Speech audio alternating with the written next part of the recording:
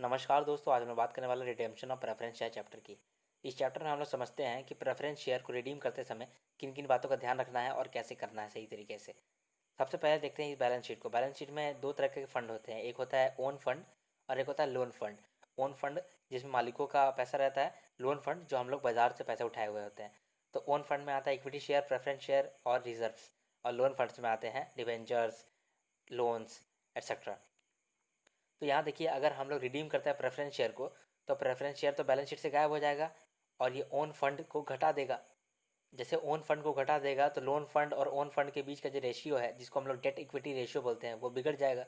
और जब ये डेट इक्विटी रेशियो बिगड़ जाएगा तो इन्वेस्टर्स को कंपनी में कॉन्फिडेंस नहीं आएगा। इसीलिए जब कंपनी प्रेफरेंस शेयर रिडीम करती है तो बैलेंस शीट में प्रेफरेंस शेयर गायब हो जाता है।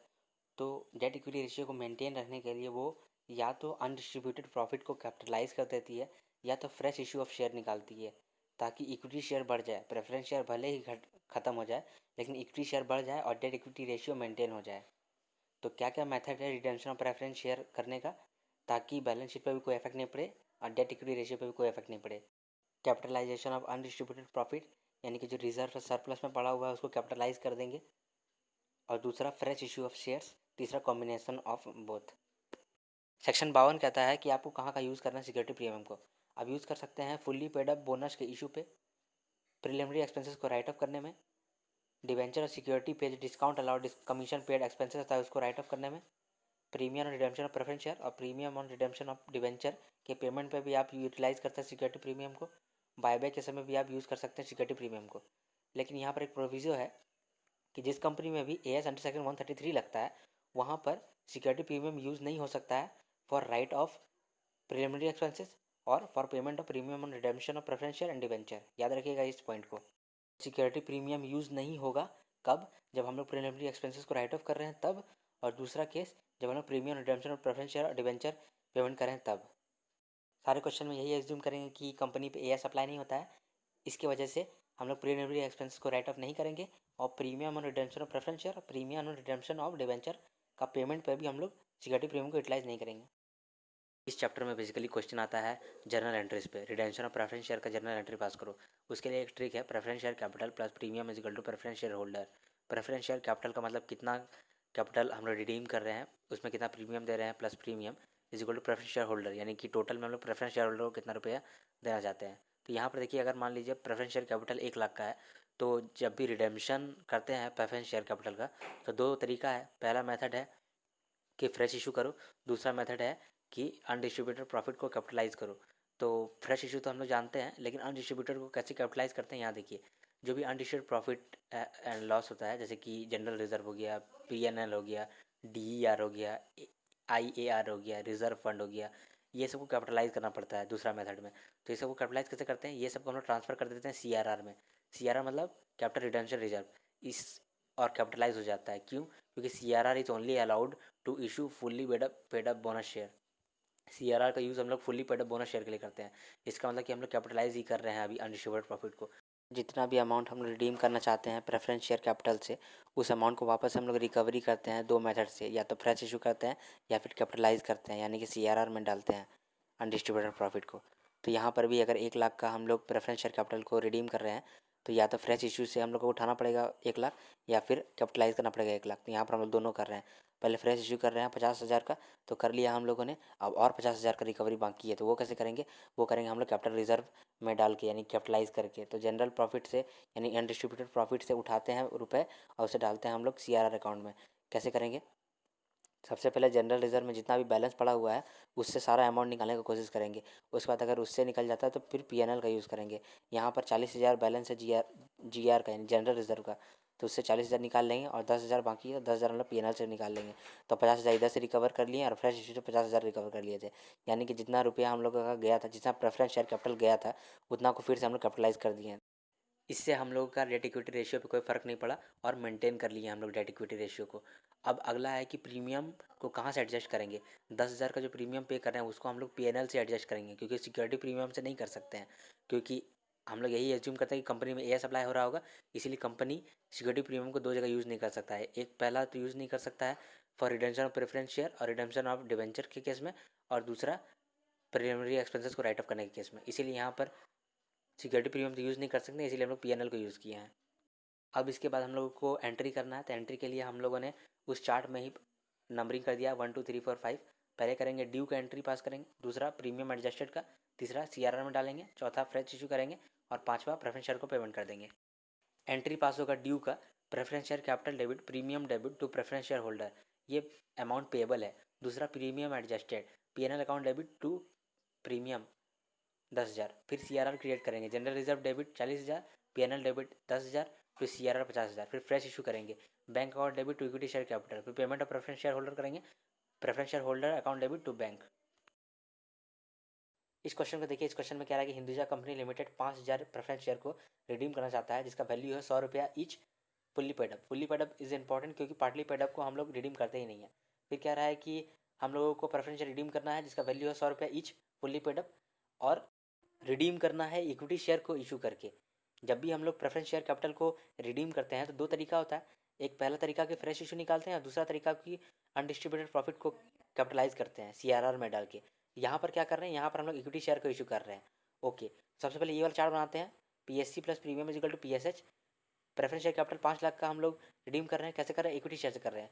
तो फ्लो क्या होता है जर्नल एंट्री करने का, सबसे पहले होता है कि प्रेफरेंस शेयर कैपिटल को ड्यू करते हैं, दूसरा एंट्री पास करते हैं प्रीमियम को एडजस्ट करते हैं थ्रू पीएनएल, तीसरा एंट्री पास करते हैं सीआरआर क्रिएट करने का, चौथा एंट्री पास करते हैं फ्रेश इशू का, और पांचवा एंट्री पास करते हैं प्रेफरेंस शेयर होल्डर को पेमेंट करने का। तो वही फ्लो में चलते हैं। सबसे पहला एंट्री करेंगे ड्यू करने का, preference share capital debit to preference share holder 5 lakh. फिर अगला है कि प्रीमियम को एडजस्ट करना है, तो यहाँ पर हम लोगों को प्रीमियम को एडजस्ट नहीं करना है क्योंकि हम लोग प्रीमियम में नहीं कर रहे हैं इशू, इसीलिए ये वाला एंट्री नहीं करेंगे। अगला है सीआरआर को क्रिएट करने का एंट्री, तो ये भी हम लोग यहाँ नहीं करेंगे क्योंकि हम लोग कैपिटलाइज नहीं कर रहे हैं अनडिस्ट्रीब्यूटेड प्रॉफिट को, बल्कि सीधा खाली इक्विटी शेयर को इशू कर रहे हैं। फोर्थ एंट्री है फ्रेश इशू का, तो फ्रेश इशू तो यहाँ पर कर ही रहे हैं 5 लाख का, तो लिखेंगे bank account debit to equity share capital 5 lakh, और लास्टली प्रेफरेंस शेयर होल्डर को पेमेंट कर रहे हैं, तो preference share holder debit to bank 5 lakh का। इस तरह से ये वाला क्वेश्चन खत्म होता है। नेक्स्ट क्वेश्चन की ओर आगे बढ़ रहे हैं। क्वेश्चन में देखिए, इस क्वेश्चन में सी लिमिटेड 10 लाख का प्रेफरेंस शेयर कैपिटल रिडीम करना है। 10 लाख कैसे, 10,000 प्रेफरेंस शेयर है, 100 रुपया each. 10 lakh preference share capital redeem कर रहे हैं, कैसे रिडीम कर रहे हैं, रिडीम करने का दो मेथड होता है। पहला कि कैपिटलाइज कर दो अनडिस्ट्रीब्यूटेड प्रॉफिट को, यानी सीआरआर में डाल दो, और दूसरा कि फ्रेश इशू करो। यहाँ पर फ्रेश इशू कर रहे हैं 10 लाख का, 2 रुपये का प्रीमियम में, यानी कि 10 रुपये का फेस वैल्यू है, 2 रुपया प्रीमियम, यानी कि इशू प्राइस हो गया 12 रुपये का। तो नंबर ऑफ शेयर कितना होगा, 10 लाख डिवाइडेड बाय 10, तो आएगा 1 लाख हम लोग शेयर इशू कर रहे हैं 2 रुपये का प्रीमियम के साथ। तो सबसे पहले एंट्री क्या पास करते हैं, प्रेफरेंस शेयर कैपिटल को पेएबल बनाते हैं।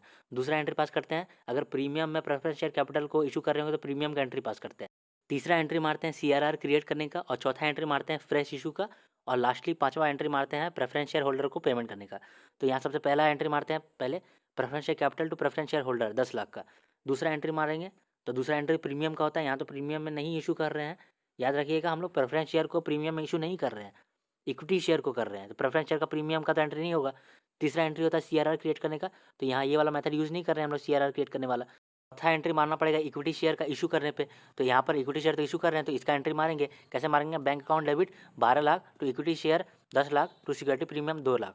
अब 1 लाख पे 2 रुपया करके जो प्रीमियम था वो तो सिक्योरिटी प्रीमियम में चला गया, इक्विटी शेयर कैपिटल 10 लाख से क्रेडिट हो गया। अब अगला एंट्री जो था, लास्ट एंट्री, जो प्रेफरेंस शेयर होल्डर को पेमेंट करते थे, तो कर देते हैं preference share holder debit 10 lakh to bank 10 lakh. इस तरह से ये वाला क्वेश्चन खत्म होता है। नेक्स्ट क्वेश्चन की ओर आगे बढ़ रहे हैं।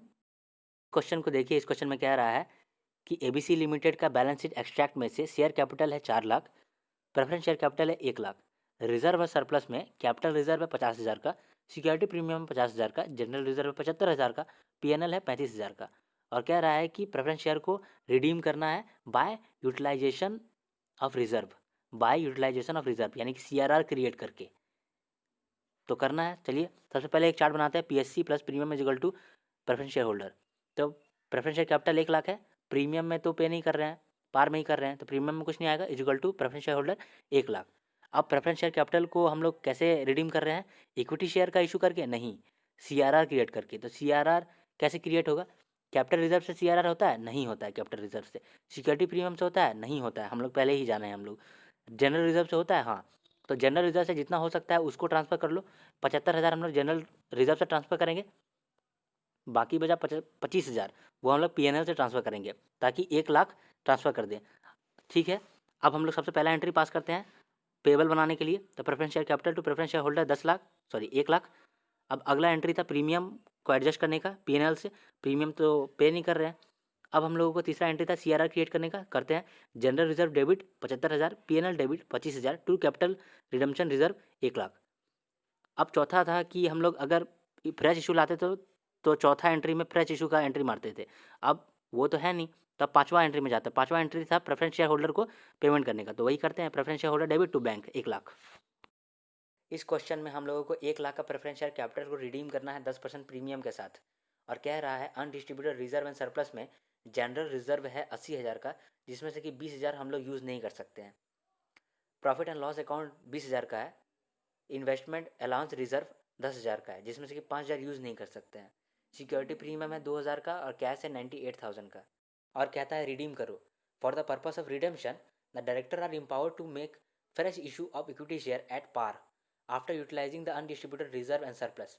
कह रहा है पहले अनडिस्ट्रीब्यूटेड रिजर्व एंड सरप्लस को यूज़ करो, जो सारा जब यूज़ हो जाएगा तब जो बचेगा उसके लिए हम लोग फ्रेश इशू निकाल सकते हैं। इसका मतलब कि रिडेम्पशन के लिए सबसे ज़्यादा यूज़ करेंगे सीआरआर, और जब सीआरआर यूज़ हो जाएगा पूरा तब हम लोग इक्विटी शेयर इशू कर देंगे बचे हुए अमाउंट के लिए। तो ठीक है, इस वाले चार्ट को देखिए। Preference share capital plus premium is equal to preference share holder. Preference share capital 1 lakh का, प्रीमियम है 10,000 का, क्योंकि 10% प्रीमियम पे हम लोग रिडीम कर रहे हैं, इज इक्वल टू 1,10,000।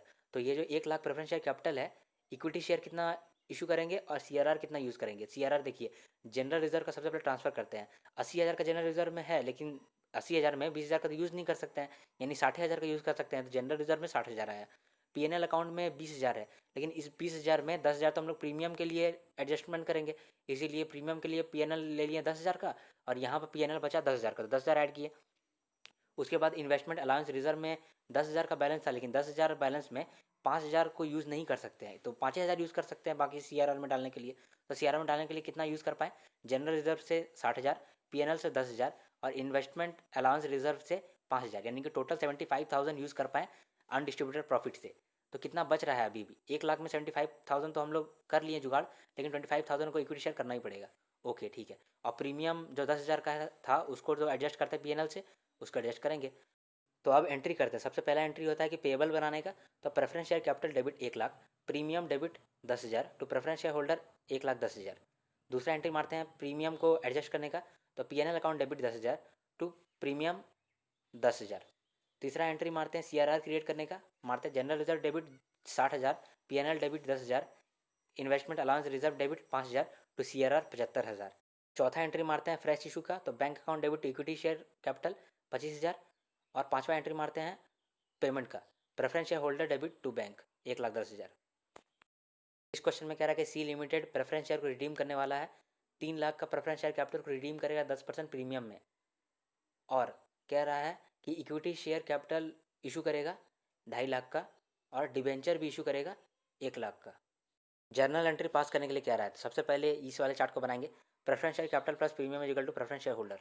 तो प्रेफरेंस शेयर कैपिटल है 3 लाख का, प्रीमियम है 30,000 का, तो प्रेफरेंस शेयर होल्डर 3,30,000 आया। तो ये जो प्रीमियम है उसको पीएनएल से हम लोग एडजस्ट कर लेंगे।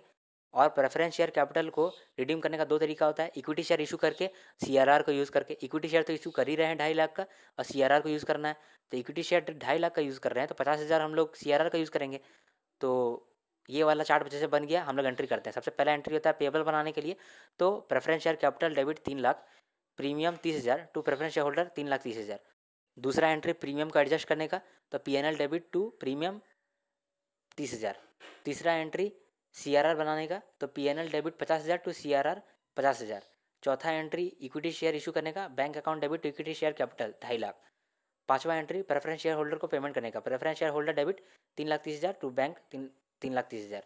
एक एडिशनल यहाँ पर जर्नल एंट्री पास करना है डिवेंचर का, तो bank account debit to 14% debenture account 1 lakh. इस क्वेश्चन को देखिए। इस क्वेश्चन में आपको बैलेंस शीट दिया है, जिसमें कि शेयर कैपिटल 2,90,000 है। इसको सेग्रीगेट करके नीचे लिखा हुआ है कि 2,25,000 इक्विटी शेयर है और 65,000 प्रेफरेंस शेयर है। हम लोग को प्रेफरेंस शेयर को रिडीम करना है 10% के प्रीमियम में। अब रिडेम्पशन के लिए जो अमाउंट चाहिए उसको कंपनी जुगाड़ करने का कुछ तरीका ढूंढा है। सबसे पहला तरीका है कि वो इन्वेस्टमेंट को बेच देगा 15,000 में, 18,500 का इन्वेस्टमेंट बेच देगा 15,000 में। दूसरा कि मिनिमम इक्विटी शेयर इशू करेगा जितना ज़रूरत है उतना ही इक्विटी शेयर इशू करेगा ताकि बैंक बैलेंस बढ़ जाए, और बैंक बैलेंस में 12,000 बैंक बैलेंस को रख के बाकी सारा बैंक बैलेंस को यूज़ कर लेगा फॉर रिडम्पशन। क्वेश्चन में क्या कह रहा है, क्वेश्चन में कह रहा है कि शेयर कैपिटल 2,90,000 जिसमें से 2,25,000 इक्विटी शेयर है और 65,000 है प्रेफरेंस शेयर कैपिटल।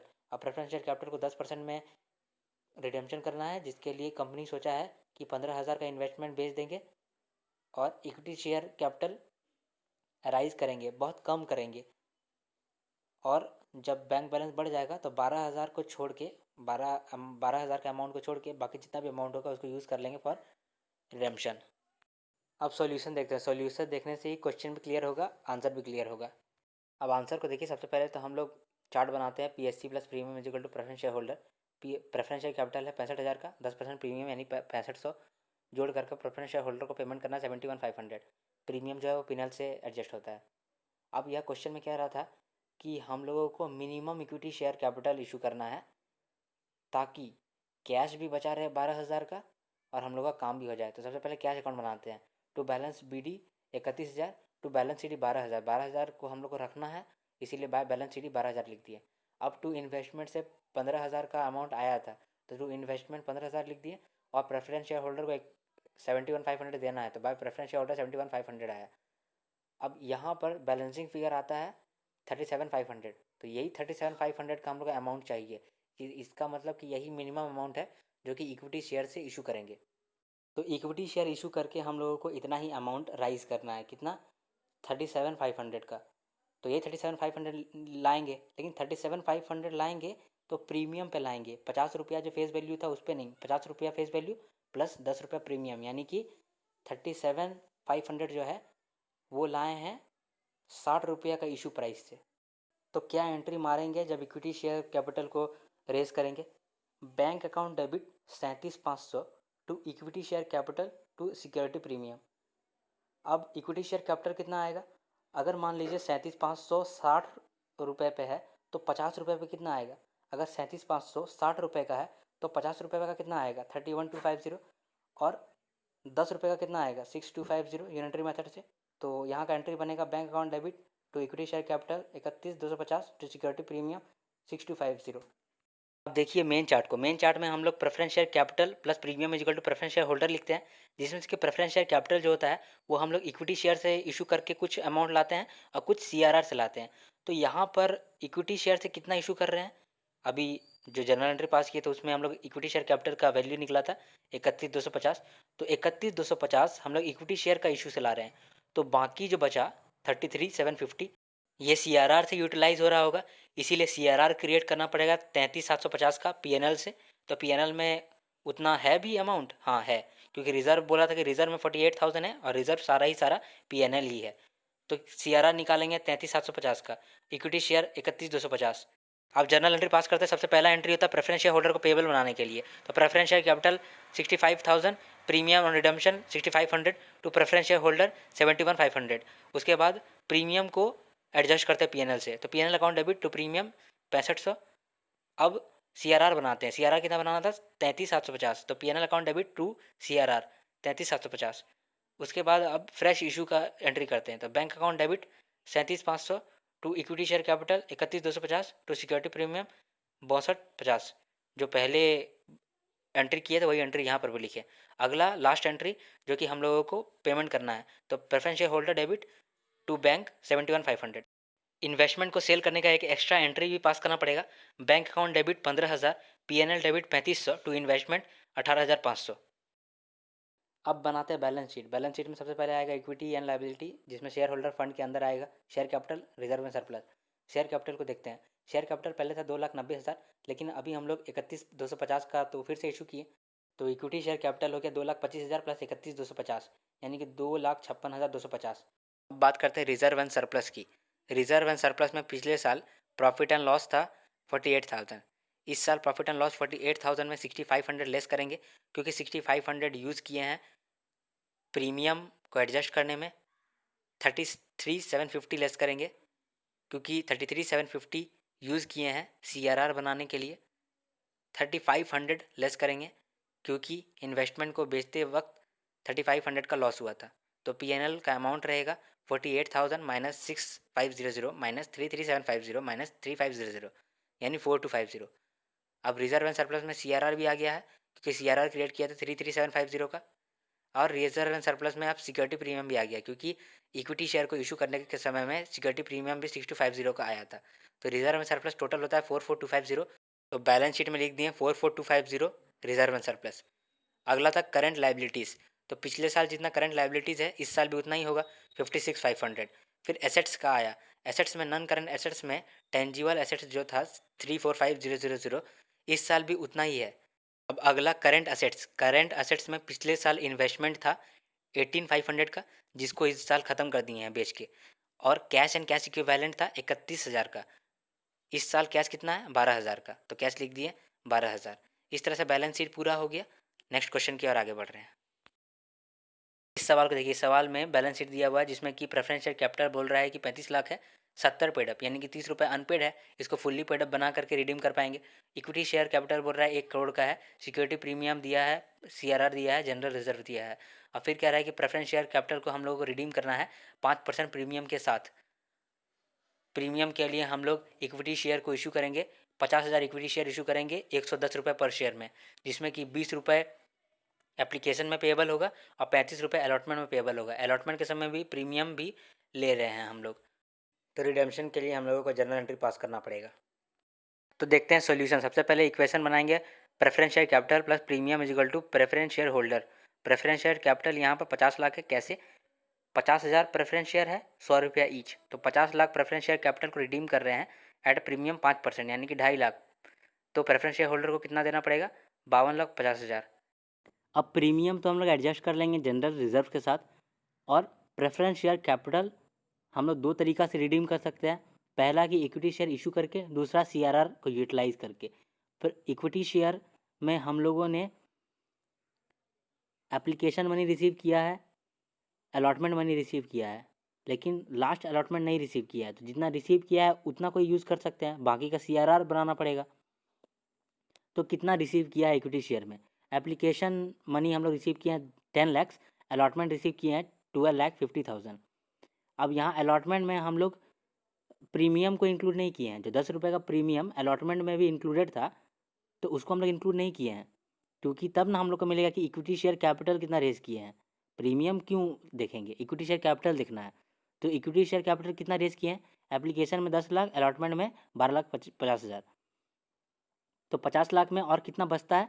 27,50,000। तो 27,50,000 हम लोग CRR का क्रिएट करेंगे। कैसे क्रिएट करेंगे? जनरल रिजर्व से। क्या जनरल रिजर्व में उतना बैलेंस है? हाँ, बैलेंस है, क्योंकि जनरल रिजर्व में 50 लाख तक का बैलेंस है। ओके, तो अब हम लोग जनरल एंट्री पास करेंगे। सबसे पहले ये देखिए कि preference share capital partly paid up था, तो उसको फुल्ली पेडअप करने का एजम्पशन हम लोग लेते हैं। तो यहाँ पर सबसे पहले फुल्ली पेडअप करेंगे। फुल्ली पेडअप का 2 एंट्री होता है, पहले पेएबल बनाने का और दूसरा अमाउंट रिसीव करने का। तो पहला एंट्री पास करते हैं, 8% preference share final call debit to 8% preference share capital 15 lakh. 15 lakh कैसे आया? 50,000 शेयर था, 30 रुपये करके मंगाएंगे, तो 15 लाख आ गया। अब दूसरा है अमाउंट रिसीव्ड का, तो bank account debit to 8% preference share final call, amount receive भी हो गया 15 लाख का। अब हम लोग इक्विटी शेयर का एप्लीकेशन मनी रिसीव करेंगे, तो bank account debit to equity share application 10 lakh. फिर अब इस एप्लीकेशन को शेयर कैपिटल में ट्रांसफ़र करेंगे, तो equity share application debit to equity share capital 10 lakh.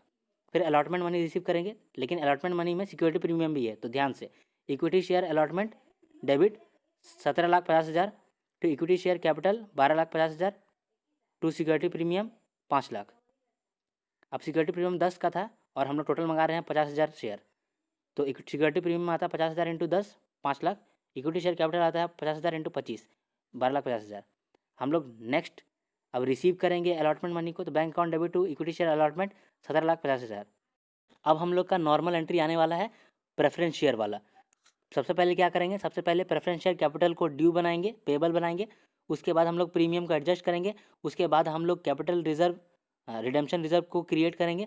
फिर इक्विटी शेयर अगर इशू किए हैं तो उसको लिखेंगे और लास्टली प्रेफरेंस शेयर होल्डर को बैलेंस पे कर देंगे। तो स्टार्ट करते हैं। सबसे पहले प्रेफरेंस शेयर कैपिटल को पेबल बनाएंगे, तो 8% preference share capital 50 lakh, premium debit 2.5 lakh to preference share holder 52,50,000। अब प्रीमियम को एडजस्ट करेंगे जनरल रिजर्व से, तो general reserve debit 2.5 lakh to premium 2.5 lakh.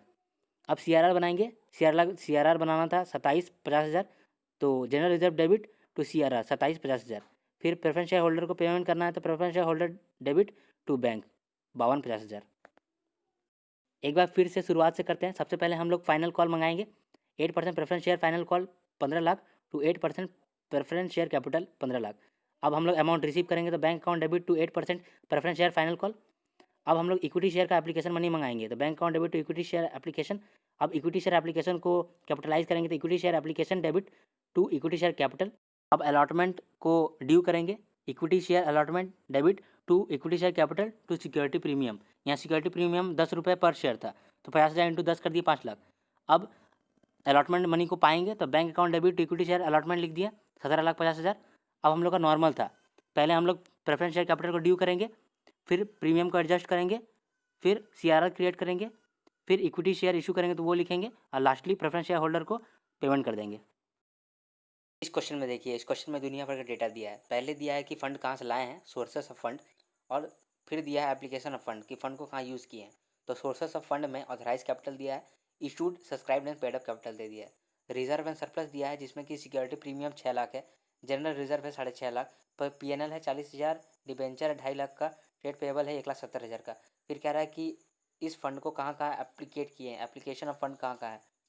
Fixed assets, investments, deferred tax assets, trade receivables, cash and bank balance.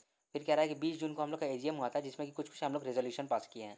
पहला एडजस्टमेंट है कि इक्विटी शेयर को स्प्लिट करना है, 10 रुपये का इक्विटी शेयर है उसको स्प्लिट करना है 5 भागों में, 2-2 ईच का फेस वैल्यू पे।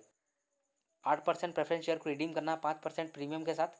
9% डिवेंचर को रिडीम करना है, लेकिन ऑप्शन है कि या तो कन्वर्ट कर सकते हैं इक्विटी शेयर में 10 रुपया फेस वैल्यू पर, या फिर कैश ले सकते हैं रिडेम्पशन पे। और चौथा एडजस्टमेंट कहता है कि बोनस शेयर इशू करना है हम लोगों को रिकॉर्ड डेट पे, और रिकॉर्ड डेट कब है नीचे दिया गया है। फिर आगे कहता है कि 10 जुलाई 2011 को इन्वेस्टमेंट को बेचे हैं, इतना का इन्वेस्टमेंट बेचे हैं और प्रेफरेंस शेयर रिडीम किए हैं। और कह रहा है कि डिवेंचर होल्डर का 40% जो है वो कैश लेने को तैयार हो गया है, बाकी 60% इक्विटी शेयर लेने को तैयार हो गया है 1 अगस्त को। फिर कह रहा है कि कंपनी 5 सितंबर को माना है रिकॉर्ड डेट, जिस डेट को देख करके बोनस देगा, और फिर बोनस को इशू किया है 12 सितंबर को। फिर से इस क्वेश्चन को एक बार समझते हैं। इस क्वेश्चन में सबसे पहले तो सोर्सेस ऑफ फंड दिया है, फिर एप्लीकेशन ऑफ फंड दिया है, फंड को कहाँ से रेज किए हैं और फंड को कहाँ पर यूज़ किए हैं। फंड को रेज किए हैं authorise capital, issued subscribe paid up capital, reserve and surplus. Reserve and surplus को सेग्रीगेट करके लिखा है, डिवेंचर दिया है, ट्रेड पेबल भी दिया है, और एप्लीकेशन ऑफ फंड में फिक्स्ड एसेट दिया है, इन्वेस्टमेंट दिया है, डेफर्ड टैक्स एसेट्स दिया है, ट्रेड रिसीवेबल दिया है, कैश एंड बैंक बैलेंस दिया है। फिर कह रहा है कि AGM में हम लोग कुछ रेजोल्यूशन पास किए हैं, जैसे कि हम लोगों को 10 रुपये का इक्विटी शेयर को 5 भागों में बांटना है, 2 रुपये ईच। फिर हम लोगों को प्रेफरेंस शेयर को रिडीम करना है 5% प्रीमियम के साथ, डिवेंचर को रिडीम करना है, लेकिन रिडेम्पशन पे ऑप्शन है, या तो कैश ले सकते हैं या तो इक्विटी शेयर ले सकते हैं 10 रुपये पर शेयर, जिसमें कि 40% लोग कैश चाहता है रिडेम्पशन पे, तो 60% लोग जो होगा वो इक्विटी शेयर चाहता होगा। फिर अगला एडजस्टमेंट बोल रहा था कि fully paid up bonus share हम लोग इशू करने वाले हैं रिकॉर्ड डेट को देख के। रिकॉर्ड डेट है 5 सितंबर को, नीचे लिखा हुआ है। अगला डेटा दिया है कि 10 जुलाई को हम लोग इन्वेस्टमेंट को बेचे हैं 5,55,000 में, और प्रेफरेंस शेयर को रिडीम किए हैं। फिर 40% debenture holder exercise their option to accept cash and their claims were settled in 1 August 2011। फिर कह रहा है कि 12 सितंबर को हम लोग बोनस भी इशू कर दिए हैं। हम लोगों को पहले जर्नलाइज करना है सारा ट्रांजैक्शन, और फिर बैलेंस शीट भी बनाना है।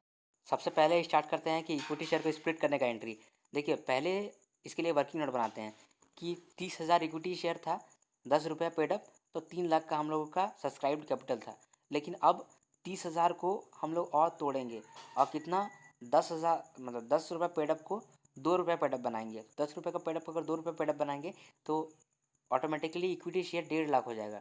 1.5 लाख इंटू 2 3 लाख, ठीक है। और इसको अब हम लोग जर्नलाइज करते हैं, तो equity share debit to equity share 3 lakh 3 lakh. यहाँ पर इक्विटी शेयर डेबिट किए हैं वो 10 रुपये का फेस वैल्यू का है, और जिसको क्रेडिट किए हैं वो 2 रुपये फेस वैल्यू का है। इसीलिए यहाँ पर लिखे भी है नरेशन में, being equity share of 10 each splitted into 5 equity share of 2 each. फिर अगला है कि इन्वेस्टमेंट बेचे हैं। इन्वेस्टमेंट बेचने से हम लोगों को प्रॉफिट हुआ था 65,000 का, तो उसको जनरलाइज करेंगे कैसे, bank account debit to investment to PNL।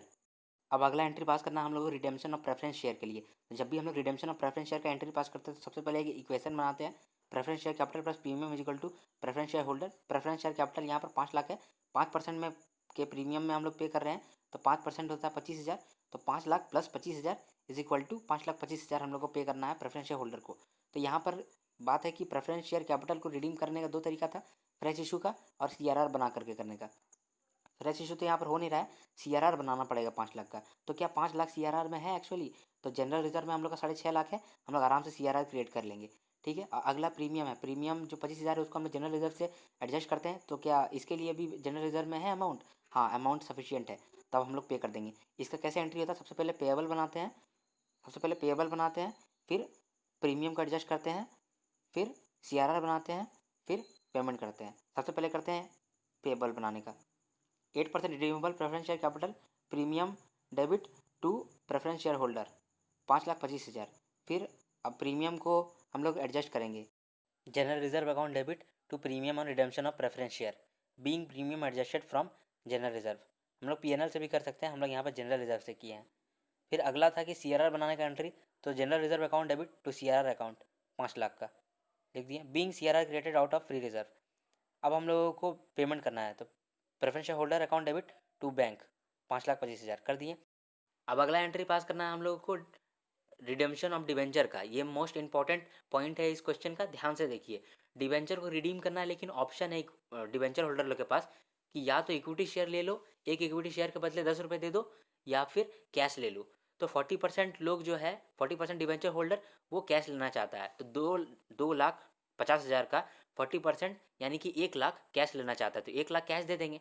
बाकी बचा 1.5 लाख। ये 1.5 लाख एक शेयर के बदले 10 रुपये पे करने वाला है। तो एक शेयर 10 रुपये के बदले में पे करने वाला है, तो कितना शेयर लोग को पे करेंगे हम लोग? 1.5 लाख डिवाइड बाय 10, 15,000 शेयर पे करेंगे। लेकिन याद रखिए कि एक शेयर के बदले वो लोग 10 रुपये दे रहा है, लेकिन एक शेयर 10 रुपये का है नहीं, फेस वैल्यू 10 रुपये का नहीं है। याद रखिए, फेस वैल्यू 10 रुपये का नहीं है, बल्कि फेस वैल्यू तो 2 रुपये का है। हम लोग जब इक्विटी शेयर स्प्लिट किए थे तो एक इक्विटी शेयर 2 रुपये का हो गया था, लेकिन हम लोग डिबेंचर होल्डर को कहे हैं कि एक शेयर के बदले 10 रुपये पे करना पड़ेगा। तो इसका मतलब कि हम लोग 8 रुपये प्रीमियम ले रहे हैं। 2 रुपये फेस वैल्यू है और 8 रुपये प्रीमियम है। तो अब देखते हैं कि फेस वैल्यू कितना है और प्रीमियम कितना ले रहे हैं, ताकि एंट्री पास कर सकें। अब 15,000 शेयर हम लोग दे रहे हैं उन लोगों को जिसका फेस वैल्यू 2 रुपये, यानी कि 30,000 का कैपिटल हुआ और 8 रुपये का प्रीमियम ले रहे हैं। तो 15,000 इंटू 8 कर देंगे तो 1,20,000 का हम लोग प्रीमियम दे रहे हैं। ठीक है, तो इसका अगर एंट्री पास करेंगे तो सबसे पहले तो डिबेंचर को पेएबल बनाएंगे। डिबेंचर को पेएबल बनाने का एंट्री क्या होता है? 9% debenture account debit interest on debenture to debenture holder. अब यहाँ पर इंटरेस्ट ऑन डिबेंचर भी हम लोग को देना पड़ेगा, क्योंकि डिबेंचर को पे कर रहे हैं 1 अगस्त को, और 1 अगस्त को पे कर रहे हैं तो 4 महीने हो गया है। 31 मार्च का हम लोग का बैलेंस शीट है, तो अप्रैल, मई, जून, जुलाई और अगस्त को हम लोग पे कर रहे हैं, तो 4 महीना का हम लोगों को इंटरेस्ट भी देना पड़ेगा डिबेंचर होल्डर को। तो पेबल बनाने के लिए क्या एंट्री पास करेंगे? Debenture account debit 2.5 lakh, interest on debenture 2.5 lakh पे 9% 4 महीना के लिए 7,500। तो डिबेंचर होल्डर को पे करना पड़ेगा debenture account debit interest on debenture debit to debenture holder. अब हम लोग इसको पे करेंगे डिबेंचर होल्डर को, तो debenture holder account debit to cash account, जो कैश में दे रहे हैं वो to cash account, to equity share 30,000, to premium 1,20,000। तो एक बार फिर से देखते हैं इस डिबेंचर के रिडेम्पशन को। यहाँ देखो, डिबेंचर के रिडेम्पशन के लिए 2 ऑप्शन था, एक कि कैश ले लो और एक कि इक्विटी शेयर में कन्वर्ट हो जाओ। इक्विटी शेयर में कन्वर्ट हो गए तो एक शेयर के बदले में 10 रुपये देना पड़ेगा। तो एक शेयर के बदले में 10 रुपये हम लोग ले लिए, लेकिन 10 रुपये का शेयर नहीं दिए, फेस वैल्यू 2 ही रुपये का था, तो 2 ही रुपये का शेयर दिए, 8 रुपये प्रीमियम लिए। और जो 40% डिबेंचर होल्डर्स था जिसको कि कैश चाहिए था उसको कैश दिए। अलॉन्ग विथ सारे डिबेंचर होल्डर को हम लोग इंटरेस्ट भी देंगे, क्योंकि 4 महीना हो गया है। इंटरेस्ट तो सभी को देंगे ना, अगर इक्विटी शेयर दे रहे हैं तब भी इंटरेस्ट देना पड़ेगा डिबेंचर का सबका, और अगर कैश देकर हटा दे रहे हैं तब भी हम लोगों को डिबेंचर का इंटरेस्ट देना ही पड़ेगा। तो सबसे पहले हम लोग इसके लिए पेएबल का एंट्री मारे और दूसरा पेड का एंट्री मारे। पेएबल का एंट्री क्या हुआ? Debenture account debit interest account debit to debenture holder, और जब पेमेंट किया था debenture holder debit to cash to equity share to premium. अब जो इंटरेस्ट ऑन डिबेंचर दिए थे उसको राइटअप करना भी ज़रूरी है, करते ही हैं। तो लास्ट एंट्री में देखेंगे कि हम लोगों ने किया भी है write up, PNL account debit to interest on debenture. अब लास्ट एंट्री बोनस शेयर का करना है। बोनस शेयर को जब इशू करेंगे तो उसका क्या एंट्री होगा? तो कह रहा है क्वेश्चन में कि हर 3 शेयर के बदले में 1 बोनस शेयर मिलेगा, हर 3 शेयर के बदले में 1 बोनस शेयर मिलेगा। तो देखते हैं हम लोग का नंबर ऑफ शेयर कितना है। पहले हम लोगों का शेयर था 1.5 लाख, प्लस हम लोग इस साल डिबेंचर को कन्वर्ट करते समय हम लोग 15,000 और इशू कर दिए, यानी कि 1,65,000 का हम लोग पास शेयर है। तो अगर 3 शेयर के बदले में 1 बोनस शेयर मिलता है तो 1,65,000 के शेयर पे कितना बोनस मिलेगा? 55,000। और ये 55,000 का अगर बोनस मिलेगा 2 रुपये फेस वैल्यू के हिसाब से 1,10,000 पे करेंगे। तो बोनस के लिए एंट्री मारेंगे CRR account debit to bonus to share holders account 1,10,000। फिर इस बोनस को पे कर देंगे bonus to share holder account to equity share capital 1,10,000 being 55,000 fully paid equity share of 2 रुपये each issued as bonus in the ratio 1 share for every 3 share held. अब देखिए balance sheet की बात करें तो बैलेंस शीट सेम ही रहेगा जैसे पिछले साल था। चेंजेस आएगा इक्विटी शेयर कैपिटल में, रिजर्व एंड सरप्लस में और कैश एंड बैंक बैलेंस में। देखिए इक्विटी शेयर कैपिटल कैसे चेंज हुआ है। पिछले साल बैलेंस शीट में हम लोगों का इक्विटी शेयर था 30,000, अब हम लोग स्प्लिट किए तो 1.5 लाख हो गया। अब 1.5 लाख प्लस 15,000, क्योंकि 15,000 हम लोग कन्वर्जन डिबेंचर के कन्वर्जन में इशू किए थे, फिर बोनस में 55,000 और इक्विटी शेयर इशू किए, तो टोटल इक्विटी शेयर हुआ है 2,20,000। अब 2 रुपये के फेस वैल्यू के देखें तो 4,40,000 आता है हम लोगों का इक्विटी शेयर का वैल्यू। अब रिजर्व एंड सरप्लस का वैल्यू देखेंगे तो पिछले साल बैलेंस था 6 लाख, फिर 1,20,000 ऐड करेंगे क्योंकि इक्विटी शेयर जब हम लोग इशू किए कन्वर्जन पे तो हम लोग जो प्रीमियम कमाए थे उसको ऐड किए। फिर CRR क्रिएट किए थे 5 लाख का, 5 लाख में से 1,10,000 को यूज़ किए तो 3,90,000 का CRR आया। अब 1,10,000 हम लोग कहाँ पे यूज़ किए थे? 1,10,000 हम लोग यूज़ किए थे फॉर बोनस के लिए। अब जनरल रिजर्व में 6,50,000 था पिछले साल, जिसमें से कि 5 लाख यूज़ किए थे CRR बनाने के लिए तो लेस कर दिए, और 25,000 यूज़ किए थे प्रीमियम और रिडेम्पशन और प्रेफरेंस शेयर को एडजस्ट करने के लिए, तो वहाँ से लेस कर दिए, तो 1,25,000 आया जनरल रिजर्व। अब PNL में 40,000 था जिसमें कि प्रॉफिट हम लोग कमाए थे इन्वेस्टमेंट में, तो उसको ऐड किए 65,000, और इंटरेस्ट डिवेंचर पर जो लिए हैं उसको लेस कर दिए 7,500, तो टोटल हम लोग का आया 1332,500, तो उसको हम लोग रिजर्व एंड सरप्लस में डाले। अब चेंजेस जो आया है वो आया है कैश एंड बैंक बैलेंस में। कैश एंड बैंक बैलेंस में देखिए 2,80,000 का बैलेंस था, जिसमें कि हम लोग जब इन्वेस्टमेंट रियलाइज़ किए तो 5,55,000 हम लोग को मिला। अब इसमें से हम लोग पे भी किए हैं प्रेफरेंस शेयर होल्डर को और डिबेंचर होल्डर को। तो प्रेफरेंस शेयर होल्डर को पे किए हैं 5,25,000 लेस कर दिए, डिबेंचर होल्डर को पे किए हैं 1 लाख प्लस 75,000 इंटरेस्ट 1,07,500 उसको भी लेस कर दिए, तो मिला 2,02,500। तो ये आया कैश एंड बैंक बैलेंस। तो कैश एंड बैंक बैलेंस को वहाँ डाले और बाकी सब चीज़ चेंज सेम था, तो बैलेंस शीट हम लोग का टैली कर गया। यहाँ पर इस चैप्टर का अंत होता है। आशा करता हूँ कि आपको ये वीडियो अच्छा लगा। अगर अच्छा लगा तो प्लीज़ लाइक का बटन दबा दें, और हर हर महादेव। धन्यवाद। Hope and best of luck for your exam. हो सके एग्ज़ाम में एक्सेल करके आइएगा। हर हर महादेव।